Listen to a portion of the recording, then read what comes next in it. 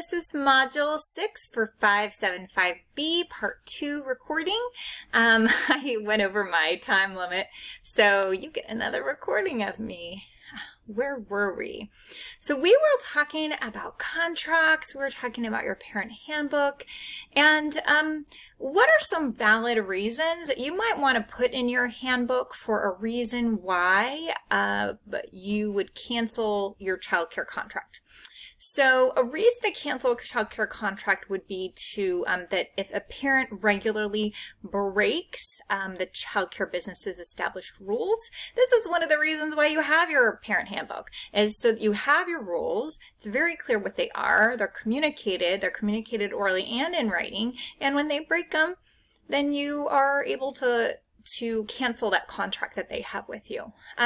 If a parent is disruptive to the actual business, you are allowed to, and also if the child is consistently disruptive or difficult to manage, you do have a right. Now, if a parent drops by in to visit without notifying you in advance, you can't quite just drop them for your child care contract. Unless that's one of your specific policies. I wouldn't recommend that being one of your specific policies.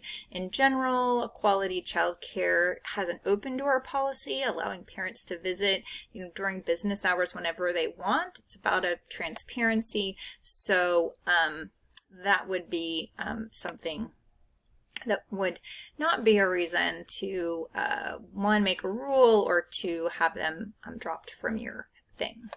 So one of the best ways to express your concern is to use I feel when, because, would you do that for me? And so we learned that schedule, and I like to talk about things and reasons why something wouldn't work. So if I said, I feel worried when you let Billy run off the play yard because I want him to be safe and not get hurt. What you need to do is supervise Billy better, as he has a tendency to run. Will you do that for me?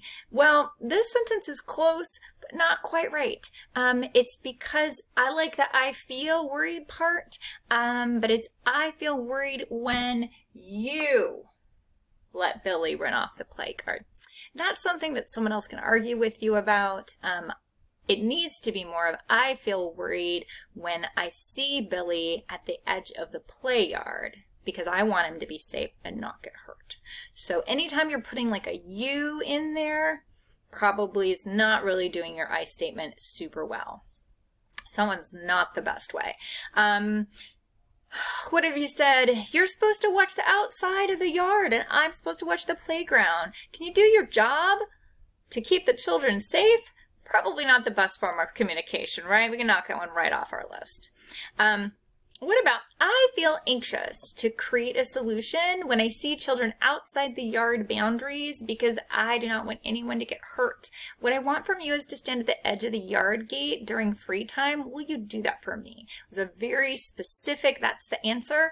And yes, that's a great communication. What you asked from them was very specific. What you asked from them was not accusatory. What you asked from them was within the boundary scope of their job. And it gave a clear reason for the safety of the children that you wanted that. So it's perfect. Other things not great. When Billy runs off the play yard, he's going to get hurt and I don't want to be responsible for that happening. Can you help me? And I love the like, can you help me part, but really now this is about Billy. We don't want someone to come back and be like, yeah, well, Billy never listens. It's not about Billy. We're the adults in the situation. So I want you to communicate about yourself and keep it that way. Finally, if you say, I know Billy could have gotten hurt when he was outside the yard because of the cars, can you find a solution? It's not really helpful. It's not good communication. And again, realizing that a solution needs to be made and helping with that is the best bet. Okay, almost done here. The standard illness policy, so true or false, the standard illness policy in parent handbook should specify that illnesses will exclude a child from care and the procedure for handling a child who becomes ill at child care. That is true because your illness policy needs to say something. It needs to say what you're going to do. You have to assume that at some point a child is going to be sick in your care, and what's going to happen. What are you going to do?